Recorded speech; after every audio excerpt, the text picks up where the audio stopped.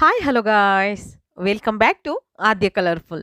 ನಾನು ಸುಮಾ. ಫ್ರೆಂಡ್ಸ್, ಇವತ್ತಿನ ವಿಡಿಯೋದಲ್ಲಿ ಒಂದು ಈವ್ನಿಂಗ್ ಸ್ನ್ಯಾಕ್ಸ್ ರೆಸಿಪಿನ ನಿಮ್ಮ ಜೊತೆ ಶೇರ್ ಮಾಡ್ಕೊಳ್ತಾ ಇದ್ದೀನಿ. ಗೋಧಿ ಹಿಟ್ಟಿನಿಂದ ಮಾಡಿದ ಈ ಸ್ನ್ಯಾಕ್ಸ್ ತಿಂದರೆ ಸಮೋಸ ಕಚೋರಿ ತಿನ್ನೋದೇ ಮರ್ತೋಗ್ತೀರಾ ಅಂತ ಹೇಳ್ಬೋದು. ಅಷ್ಟು ಟೇಸ್ಟಿಯಾಗಿ ಇರುತ್ತೆ ಮತ್ತು ತುಂಬಾ ಈಸಿಯಾಗಿ ಮಾಡುವಂಥ ಒಂದು ವಿಧಾನದಲ್ಲಿ ಈ ಒಂದು ಸ್ನ್ಯಾಕ್ಸನ್ನು ತಿಳಿಸ್ಕೊಡ್ತಾ ಇದ್ದೀನಿ. ಖಂಡಿತವಾಗ್ಲೂ ಈ ಒಂದು ಸ್ನ್ಯಾಕ್ಸ್ ತಯಾರಿಸೋದಕ್ಕೆ ಮೊದಲನೇದಾಗಿ ಒಂದು ಮಿಕ್ಸಿಂಗ್ ಬೌಲ್ ತೊಗೊಂಡಿದ್ದೀನಿ. ಇದಕ್ಕೆ 1 ಕಪ್ ಆಗುವಷ್ಟು ಗೋಧಿ ಹಿಟ್ಟನ್ನು ಹಾಕ್ಕೊಳ್ತಾ ಇದ್ದೀನಿ. ಚಪಾತಿಯ ಆಟ ಬರುತ್ತಲ್ವಾ, ಸೊ ಆ ಒಂದು ಆಶೀರ್ವಾದ ಆಟನ ನಾನು ತೊಗೊಂಡಿದ್ದೀನಿ. ಸೊ ನೀವು ಬರೀ ಪ್ಯೂರ್ ಗೋಧಿ ಹಿಟ್ಟು ಸಿಕ್ಕಿದ್ರೆ ಖಂಡಿತವಾಗ್ಲೂ ಆ ಗೋಧಿ ಹಿಟ್ಟನ್ನು ಉಪಯೋಗಿಸಿ, ತುಂಬಾ ಟೇಸ್ಟಿ ಇರುತ್ತೆ. ಸೊ ರುಚಿಗೆ ತಕ್ಕಷ್ಟು ಉಪ್ಪನ್ನು ಕೂಡ ಇವಾಗ ಇದಕ್ಕೆ ಹಾಕ್ಕೊಳ್ತಾ ಇದ್ದೀನಿ. ಫ್ರೆಂಡ್ಸ್, ನೀವು ಯಾರಾದರೂ ಫಸ್ಟ್ ಟೈಮ್ ನನ್ನ ಚಾನಲ್ಗೆ ವಿಸಿಟ್ ಮಾಡಿದರೆ ಪ್ಲೀಸ್ ನನ್ನ ಚಾನಲ್ನ ಸಬ್ಸ್ಕ್ರೈಬ್ ಮಾಡ್ಕೊಳ್ಳಿ, ಹಾಗೆ ಲೈಕ್ ಮಾಡಿ ಮತ್ತು ಹೆಚ್ಚೆಚ್ಚು ಶೇರ್ ಮಾಡಿ. ಈಗ ಒಂದು ಅರ್ಧ ಸ್ಪೂನ್ ಆಗುವಷ್ಟು ಜೀರಿಗೆಯನ್ನು ಕೂಡ ಹಾಕ್ಕೊಂಡಿದ್ದೀನಿ. ಹಾಗೆ ಒಂದು 1/4 ಟೀ ಸ್ಪೂನ್ ಆಗುವಷ್ಟು ಅಜ್ವೈನ್ ಕೈಯಲ್ಲಿ ಇದನ್ನು ಸ್ವಲ್ಪ ಕ್ರಷ್ ಮಾಡಿ ಹಾಕ್ಕೊಳ್ತಾ ಇದ್ದೀನಿ. 1 ಕಪ್ ಗೋಧಿ ಹಿಟ್ಟನ್ನು ಹಾಕ್ಕೊಂಡಿದ್ದೀನಿ ಇಲ್ಲಿ. ಮತ್ತು ಈಗ ಸ್ವಲ್ಪ ಆಯಿಲ್ ಹಾಕ್ಕೊಳ್ತಾ ಇದ್ದೀನಿ. 1 ಸ್ಪೂನ್ ಆಗುವಷ್ಟು ಅಡುಗೆ ಎಣ್ಣೆಯನ್ನು ಹಾಕ್ಕೊಂಡಿದ್ದೀನಿ. ಒಂದೇ 1 ಸ್ಪೂನು, ಜಾಸ್ತಿ ಇಲ್ಲ, ಬಿಸಿ ಏನಲ್ಲ, ತಣ್ಣಗಿರೋ ಅಂಥದ್ದನ್ನೇ ಹಾಕ್ಕೊಂಡಿದ್ದೀನಿ. ಒಂದು ಸಲ ಇದನ್ನು ಚೆನ್ನಾಗಿ ಮಿಕ್ಸ್ ಮಾಡ್ಕೊಳ್ಳೋಣ. ತುಂಬಾ ಈಸಿಯಾಗಿ ಮಾಡ್ಕೊಳ್ಳೋವಂಥ ಒಂದು ಈವ್ನಿಂಗ್ ಸ್ನ್ಯಾಕ್ಸ್ ಇದು. ಸೊ ಇದನ್ನು ಖಂಡಿತವಾಗ್ಲೂ ನೀವು 2 ರಿಂದ 3 ದಿನದವರೆಗೂ ಕೂಡ ತಿನ್ಬೋದು, ಏನೂ ತೊಂದರೆ ಇಲ್ಲ. ಫ್ರಿಡ್ಜಲ್ಲಿ ಇಡ್ದಲೇ ಆಚೆ ಇಟ್ಟು ಕೂಡ 2 ರಿಂದ 3 ದಿನ ತಿನ್ಬೋದು ಫ್ರೆಂಡ್ಸ್. ಓಕೆ, ಅಷ್ಟು ಟೇಸ್ಟಿ ಕೂಡ ಇರುತ್ತೆ. ಹಾಗೆ ಈಗ ಸ್ವಲ್ಪ ಸ್ವಲ್ಪ ನೀರನ್ನು ಹಾಕ್ಕೊಳ್ತಾ ಇದನ್ನು ಕಲಿಸ್ಕೊಳ್ಳೋಣ ಚೆನ್ನಾಗಿ. ನೋಡಿ, ಸ್ವಲ್ಪ ಸ್ವಲ್ಪನೇ ನೀರನ್ನು ಹಾಕ್ಕೊಳ್ತಾ ಇದ್ದೀನಿ. ಕಚೋರಿ ಸಮೋಸಕ್ಕಿಂತ ಸೂಪರ್ ಟೇಸ್ಟನ್ನೇ ಕೊಡುತ್ತೆ ಅಂತ ಹೇಳ್ಬೋದು ಈ ಒಂದು ಈವ್ನಿಂಗ್ ಸ್ನ್ಯಾಕ್ಸು. ಸೊ ಈಗ ನೋಡಿ, ಹಿಟ್ಟು ಸ್ವಲ್ಪ ಟೈಟ್ ಇರಬೇಕು, ಜಾಸ್ತಿ ತೆಳ್ಳಗಿರಬಾರ್ದು. ಚಪಾತಿ ಹಿಟ್ಟಿನ ಅದಕ್ಕಿಂತ ಸ್ವಲ್ಪ ಗಟ್ಟಿ ಇರಲಿ. ಈಗ ಇದಕ್ಕೆ ಸ್ವಲ್ಪ ಎಣ್ಣೆಯನ್ನು ಮೇಲ್ಗಡೆ ಹಚ್ಚಿ ನಾನು ಒಂದು ಪ್ಲೇಟನ್ನು ಮುಚ್ಚಿ ಒಂದು 5 ನಿಮಿಷ ಇದನ್ನು ರೆಸ್ಟಿಗೆ ಇಟ್ಬಿಡೋಣ. ಯಾಕೆಂದರೆ ಬೇರೆ ಕೆಲಸ ಇದೆಯಲ್ಲ, ಸೊ ಅದನ್ನು ಮಾಡ್ಕೊಳ್ಳೋಣ. ಅಲ್ಲಿವರೆಗೂ ಇದು ಚೆನ್ನಾಗಿ ನೆನ್ಕೊಳ್ಳಿ. ಒಂದು 5 ನಿಮಿಷ ಇದ್ರ ಮೇಲೆ ಒಂದು ಪ್ಲೇಟ್ ಮುಚ್ಚಿ ಇಟ್ಬಿಡೋಣ. ತುಂಬಾ ಈಸಿಯಾಗಿರುವಂಥ ಗೋಧಿ ಹಿಟ್ಟಿನಿಂದ ಮಾಡಿರುವಂಥ ಸ್ನ್ಯಾಕ್ಸು ಫ್ರೆಂಡ್ಸ್. ಇದು ತುಂಬಾ ಜಾಸ್ತಿ ಟೈಮ್ ತೊಗೊಳ್ಳೋದಿಲ್ಲ. 5 ರಿಂದ 10 ನಿಮಿಷದಲ್ಲಿ ಈ ಒಂದು ಸ್ನ್ಯಾಕ್ಸ್ ರೆಡಿ ಆಗುತ್ತೆ. ಹಿಟ್ಟು ನೋಡಿ ಟೈಟ್ ಇದೆ, ಎಷ್ಟು ಗಟ್ಟಿ ಇದೆ ಅಂತ ನೀವೇ ನೋಡ್ಬೋದು. ಸೊ ಈಗ ಇದನ್ನು ಒಂದು ಸೈಡ್ ತೆಗೆದಿಟ್ಕೊಳ್ತಾ ಇದ್ದೀನಿ. ಈಗ ಇನ್ನೊಂದು ಮಿಕ್ಸಿಂಗ್ ಬೌಲ್ ತೊಗೊಳ್ಳೋಣ ಫಸ್ಟಿಗೆ. ಸೊ ಈ ಬೌಲಿಗೆ ಬೇಯಿಸಿರೋವಂಥ ಆಲೂಗೆಡ್ಡೆಯನ್ನು ತೊಗೊಂಡಿದ್ದೀನಿ. ಸುಮಾರು ಇಲ್ಲಿ 2 ಆಲೂಗೆಡ್ಡೆ, ನಾನು ದೊಡ್ಡ ಗಾತ್ರದಲ್ಲಿರುವಂಥ ಆಲೂಗೆಡ್ಡೆಯನ್ನು 2 ಬೇಯಿಸಿ ಈಗ ಈ ಥರ ಪೀಸಾಗಿ ಮಾಡ್ಕೊಂಡಿದ್ದೀನಿ. ಇದನ್ನು ಮ್ಯಾಶರಿಂದ ಮ್ಯಾಶ್ ಮಾಡ್ಕೊಳ್ಳೋಣ. ಮ್ಯಾಶರ್ ಇದ್ದರೆ ಈ ಮ್ಯಾಶರಿಂದ ಮಾಡ್ಕೊಳ್ಳಿ, ಇಲ್ಲಾಂದರೆ ಕೈಯಿಂದನೂ ಕೂಡ ಕಿವುಚ್ಕೋಬೋದು.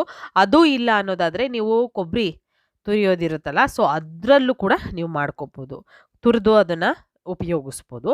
ಸೊ ಯಾವುದು ನಿಮಗೆ ಕಂಫರ್ಟ್ ಆಗುತ್ತೋ ಅದನ್ನು ಮಾಡಿ. ಓಕೆ, ಈಗ ಮ್ಯಾಶರಿಂದ ಮ್ಯಾಶ್ ಮಾಡ್ಕೊಳ್ತಾ ಇದ್ದೀನಿ ನಾನು. ಈ ರೀತಿ ನೀಟಾಗಿ ಮ್ಯಾಶ್ ಹಾಕಬೇಕು, ಸ್ವಲ್ಪನೂ ಗಂಟಿರಬಾರ್ದು, ಆ ರೀತಿ ಮ್ಯಾಶ್ ಮಾಡ್ಕೋಬೇಕು. ಈಗ ಮ್ಯಾಶ್ ಆಗಿರುವಂತಹ ಒಂದು ಆಲೂಗೆಡ್ಡೆಯನ್ನು ಇದಕ್ಕೆ ನಾವು ಬೇರೆ ಇಂಗ್ರೀಡಿಯೆಂಟ್ಸ್ನ ಆ್ಯಡ್ ಮಾಡ್ಕೊಳ್ಳೋಣ. ತುಂಬಾ ಬೇಗ ಆಗುವಂಥ ರುಚಿಯಾಗಿರುವಂಥ ಒಂದು ಗೋಧಿ ಹಿಟ್ಟಿನ ಸ್ನ್ಯಾಕ್ಸ್ ಇದು. ಈಗ ಇದಕ್ಕೆ ಒಂದು ಪಿಂಚಷ್ಟು ನಾನು ಅಡುಗೆ ಅರಿಶಿನ ತೊಗೊಳ್ತಾ ಇದ್ದೀನಿ. ಜಾಸ್ತಿ ಬೇಡ, ಸ್ವಲ್ಪನೇ ಸ್ವಲ್ಪ ಹಾಕ್ಕೊಳ್ತಾ ಇದ್ದೀನಿ. ಹಾಗೆ ರುಚಿಗೆ ಉಪ್ಪನ್ನು ಹಾಕ್ಕೊಳ್ತಾ ಇದ್ದೀನಿ.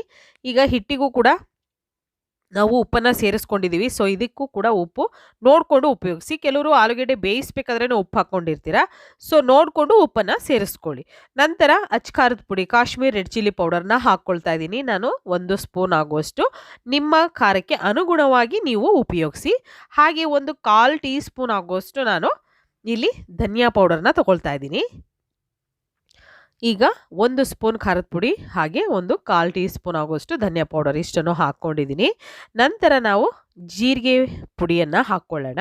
ಸೊ ನಾನು ಆಚೆಯಿಂದ ತರುವಂಥ ಒಂದು ಪೌಡರ್ಸ್ನಾಗಲಿ ಅಥವಾ ಮಸಾಲೆಗಳನ್ನಾಗಲಿ ನಾನು ಜಾಸ್ತಿ ಉಪಯೋಗಿಸೋದಿಲ್ಲ. ಮನೆಯಲ್ಲಿ ಇರುವಂಥ ಪದಾರ್ಥಗಳನ್ನು ಉಪಯೋಗಿಸಿ ಮಾಡುವಂಥ ಒಂದು ರುಚಿಯಾಗಿರುವಂಥ ರೆಸಿಪಿಗಳಾಗಿರುತ್ತೆ ನನ್ನ ಚಾನಲಲ್ಲಿ. ಸೊ ಖಂಡಿತವಾಗ್ಲೂ ನಿಮಗೆ ಆಚೆಯಿಂದ ತರುವಂಥ ಮಸಾಲೆಗಳು ಬೇಕು ಅಂದರೆ ಇದಕ್ಕೆ ನೀವು ಸ್ವಲ್ಪ ಆಮ್ಚೂರ್ ಪೌಡರ್ ಕೂಡ ಹಾಕ್ಕೊಳ್ಬೋದು, ಬೇಕು ಅಂತ ಅಂದರೆ. ಮತ್ತು ಇವಾಗ ನಾನು ಇಲ್ಲಿ 1 ಸ್ಪೂನ್ ಆಗುವಷ್ಟು ಕಸೂರಿ ಮೇಥಿಯನ್ನು ಹಾಕ್ಕೊಂಡಿದ್ದೀನಿ, 1 ಸ್ಪೂನ್ ಆಗುವಷ್ಟು. ಹಾಗೆ 1 ಟೇಬಲ್ ಸ್ಪೂನ್ ಆಗುವಷ್ಟು ಕಾರ್ನ್ಫ್ಲೋರನ್ನು ಹಾಕ್ಕೊಳ್ತಾ ಇದ್ದೀನಿ ಫ್ರೆಂಡ್ಸ್. ಓಕೆ, ಟೋಟಲಾಗಿ 1 ಟೇಬಲ್ ಸ್ಪೂನ್ ಆಗೋಷ್ಟು ಕಾರ್ನ್‌ಫ್ಲೋರ್ ಬೇಕಾಗುತ್ತೆ ನಮಗೆ. ಯಾಕೆಂದರೆ ಆಲೂಗೆಡ್ಡೆಯಲ್ಲಿ ಸ್ವಲ್ಪ ನೀರಿನಂಶ ಇರುತ್ತೆ. ನಾವು ಮಾಡುವಂಥ ಸ್ನ್ಯಾಕ್ಸಿಗೆ ನೀರಿನಂಶ ಜಾಸ್ತಿ ಬೇಕಾಗೋದಿಲ್ಲ. ಹಾಗಾಗಿ ಈಗ ಒಂದು ಚಿಟಿಕೆಯಷ್ಟು ಗರಂ ಮಸಾಲ ಹಾಕ್ಕೊಳ್ತಾ ಇದ್ದೀನಿ ನಾನು. ಇಷ್ಟನ್ನು ಹಾಕಿದ ನಂತರ ಒಂದ್ಸಲ ಮಿಕ್ಸ್ ಮಾಡ್ಕೊಳ್ಳೋಣ. ನೋಡಿ ಈಗ ಕಾರ್ನ್‌ಫ್ಲೋರ್ ಹಾಕಿರೋದ್ರಿಂದ ನಮಗೆ ಈ ಮಿಶ್ರಣ ಪರ್ಫೆಕ್ಟಾಗಿ ಬರುತ್ತೆ. ಕಾರ್ನ್‌ಫ್ಲೋರ್ ನೀವು ಇಲ್ಲ ಅನ್ನೋದಾದರೆ ಒಂದು ಅರ್ಧ ಸ್ಪೂನು ಅಕ್ಕಿ ಹಿಟ್ಟನ್ನು ಹಾಕ್ಕೊಳ್ಳಿ. ಏನೂ ತೊಂದರೆ ಇಲ್ಲ. ಅಕ್ಕಿ ಹಿಟ್ಟು ಹಾಕ್ಕೊಂಡ್ರೂ ಕೂಡ ಚೆನ್ನಾಗಿ ಬರುತ್ತೆ. ಕಾರ್ನ್‌ಫ್ಲೋರ್ ಇದ್ದರೆ ಉಪಯೋಗಿಸಿ, ಇಲ್ಲ ಅನ್ನೋದಾದರೆ ಅಕ್ಕಿ ಹಿಟ್ಟನ್ನು ಹಾಕ್ಕೊಳ್ಳಿ. ಒಂದು ಅರ್ಧ ಸ್ಪೂನ್ ಸಾಕು. ನೋಡಿ ಈ ರೀತಿ ಚೆನ್ನಾಗಿ ಮಿಕ್ಸ್ ಮಾಡ್ಕೊಳ್ಳೋಣ. ಈ ರೀತಿಯಾಗಿ ಮಿಕ್ಸ್ ಮಾಡಿದ ನಂತರ ಇದಕ್ಕೆ ಸ್ವಲ್ಪ ಕೊತ್ತಂಬರಿ ಸೊಪ್ಪನ್ನು ಕೂಡ ಹಾಕ್ಕೊಳ್ತೀನಿ ನಾನು.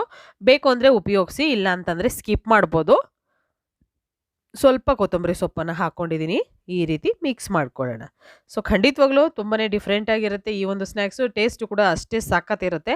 ಮಕ್ಕಳಿಗಂತೂ ತುಂಬಾ ಇಷ್ಟ ಆಗುವಂಥ ರುಚಿಯಾಗಿರುವಂಥ ಒಂದು ಈವ್ನಿಂಗ್ ಸ್ನ್ಯಾಕ್ಸ್ ಅಂತಲೇ ಹೇಳ್ಬೋದು. ಮಕ್ಕಳಿಂದ ಹಿಡಿದು ದೊಡ್ಡೋರವರೆಗೂ ಕೂಡ ಇಷ್ಟಪಡುವಂಥ ಸ್ನ್ಯಾಕ್ಸ್ ಇದು. ಸೊ ಖಂಡಿತವಾಗ್ಲೂ ಒಂದ್ಸಲ ತಯಾರಿಸಿ ಫ್ರೆಂಡ್ಸ್, ಹೇಗೆ ಬಂತು ಅಂತ ತಪ್ಪದೆ ಕಾಮೆಂಟ್ ಸೆಕ್ಷನಲ್ಲಿ ತಿಳಿಸಿ. ಇವಾಗ ಸ್ವಲ್ಪ ಹಿಟ್ಟನ್ನು ತೊಗೊಂಡಿದ್ದೀನಿ. ಅದನ್ನು ನಾವು ಇವಾಗ ಲಟ್ಟಿಸ್ಕೊಳ್ಳೋಣ. ನೋಡಿ ನಾನು ಹಿಟ್ಟನ್ನು ತಗೊಂಡು ಸ್ವಲ್ಪ ತೊಗೊಂಡಿದ್ದೀನಿ. ಚಪಾತಿಗೆ ಎಷ್ಟು ಬೇಕಾಗುತ್ತೆ ಅಷ್ಟು ಒಂದು ಹಿಟ್ಟು, ಒಂದು ಚಪಾತಿಗೆ ಎಷ್ಟು ಬೇಕಾಗುತ್ತೆ ಅಷ್ಟನ್ನು ತೊಗೊಂಡಿದ್ದೀನಿ. ಇವಾಗ ಇದನ್ನು ನಾವು ಲಟ್ಟಿಸ್ಕೋಬೇಕು. ಜಾಸ್ತಿ ಗಟ್ಟಿ ಅಂದರೆ ಜಾಸ್ತಿ ದಪ್ಪ ಕೂಡ ಬೇಡ ನಮಗೆ, ಹಾಗೆ ಜಾಸ್ತಿ ತೆಳ್ಳು ಕೂಡ ಬೇಡ. ಮೀಡಿಯಮ್ ಆಗಿ ಲಟ್ಟಿಸ್ಕೊಂಡಿದ್ದೀನಿ. ನೋಡ್ತಾ ಇದ್ದೀರಲ್ಲ. ಈಗ ಆಲೂ ಮಸಾಲ ರೆಡಿಯಾಗಿರೋಂಥ ಆಲೂ ಮಸಾಲವನ್ನು ಮೇಲ್ಗಡೆ ಇದನ್ನು ನಾವು ಸ್ಪ್ರೆಡ್ ಮಾಡ್ಕೋಬೇಕು. ಈ ರೀತಿಯಾಗಿ ನಾವು ಸ್ಪ್ರೆಡ್ ಮಾಡಿಕೊಳ್ಳೋಣ. ಹೀಗೆ ಈ ರೀತಿಯಾಗಿ ಮಾಡ್ಕೋಬೇಕು. ಪೂರ್ತಿಯಾಗಿ ಮಾಡ್ಕೊಳ್ಳೋಣ ಇದನ್ನು. ಹೀಗೆ ಇದು ಏನು ನಾವು ಲಟ್ಸಿದೀವಲ್ಲ ಚಪಾತಿ, ಅದ್ರ ಮೇಲೆ ಪೂರ್ತಿಯಾಗಿ ಹರಡಬೇಕು. ಈ ರೀತಿ ಹರಡಿದ ನಂತರ ನಾವು ಇದನ್ನು ಕಟ್ ಮಾಡ್ಕೋಬೇಕು. ಸೊ ಕಟ್ ಮಾಡಬೇಕಾದ್ರೆ ನಾವು ಒಂದು ಚಪಾತಿಯಲ್ಲಿ 4 ಭಾಗ ಮಾಡ್ಕೋಬೇಕಾಗುತ್ತೆ. ಈಗ ನೋಡಿ ಈ ರೀತಿ ಮಧ್ಯದಲ್ಲಿ ಒಂದ್ಸಲ ಕಟ್ ಮಾಡಿ ಮತ್ತು ಈ ಕಡೆಯಿಂದ ಒಂದ್ಸಲ ಕಟ್ ಮಾಡ್ಕೊಳ್ತೀನಿ. ಒಂದು ಚಪಾತಿಯಲ್ಲಿ 4 ಭಾಗವನ್ನು ಮಾಡ್ಕೊಂಡಿದ್ದೀವಿ ಇವಾಗ. ಸೊ ಮಾಡ್ಕೊಂಡ ನಂತರ ಇವಾಗ ಈ ರೋಲನ್ನು ಮಾಡ್ಕೋಬೇಕು. ಹೇಗೆ ಮಾಡ್ಕೊಳ್ಳೋದು? ಕೋನ್ ಥರ ಮಾಡ್ಕೋಬೇಕು. ನೋಡಿ ಈಗ ಈ ರೀತಿಯಾಗಿ ಸುರುಳಿ ಥರ ಸುತ್ತಬೇಕಷ್ಟೇ ಇದನ್ನು. ನೋಡಿ ತುಂಬಾ ಈಸಿಯಾಗಿ ಮಾಡ್ಕೊಳ್ಳೋ ಅಂಥ ರುಚಿಯಾಗಿರೋವಂಥ ಒಂದು ಸ್ನ್ಯಾಕ್ಸು. ನೋಡ್ತಾ ಇದ್ದೀರಲ್ಲ ಎಷ್ಟು ಪರ್ಫೆಕ್ಟಾಗಿ ಬಂದಿದೆ ಅಂತ. ಈ ರೀತಿ ನೀವು ಫಸ್ಟ್ನೇ ಸಲನೇ ನೀವು ಟ್ರೈ ಮಾಡಿದ್ರೆ ಖಂಡಿತವಾಗ್ಲೂ ಬರುತ್ತೆ. ಇದನ್ನೇ ನೀವು ಬೇಕು ಅಂತಂದರೆ ಚಪಾತಿ ಹಿಟ್ಟು ಉಳಿದಿರುತ್ತಲ್ವಾ, ಆ ಉಳಿದಿರುವಂತಹ ಹಿಟ್ಟಲ್ಲೇ ಕೂಡ ನೀವು ಮಾಡ್ಕೋಬೋದು.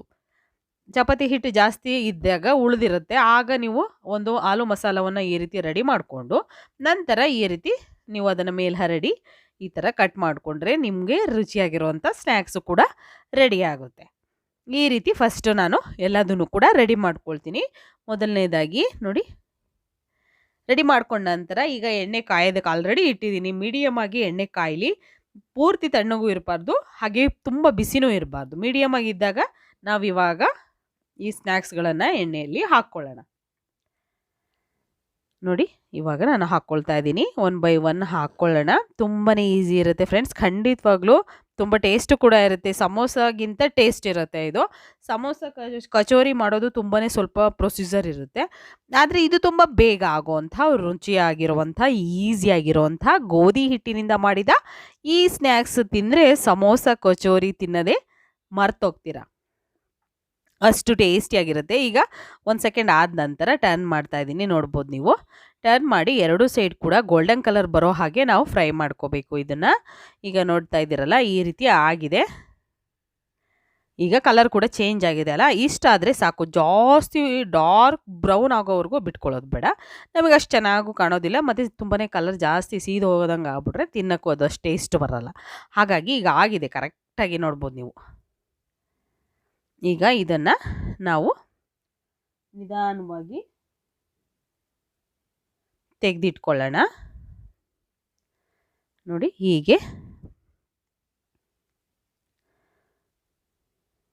ನಾನು ಟಿಶ್ಯೂ ಮೇಲೆ ತೆಗೆದಿಟ್ಕೊಳ್ತೀನಿ. ತುಂಬಾ ಈಸಿಯಾಗಿರುವಂಥ ಟೇಸ್ಟಿಯಾಗಿರುವಂಥ ಒಂದು ಈವ್ನಿಂಗ್ ಸ್ನ್ಯಾಕ್ಸ್ ರೆಡಿಯಾಗಿದೆ. ನೀವು ಕೂಡ ಮನೇಲಿ ಟ್ರೈ ಮಾಡ್ತೀರಾ ಅಂತ ಭಾವಿಸ್ತೀನಿ.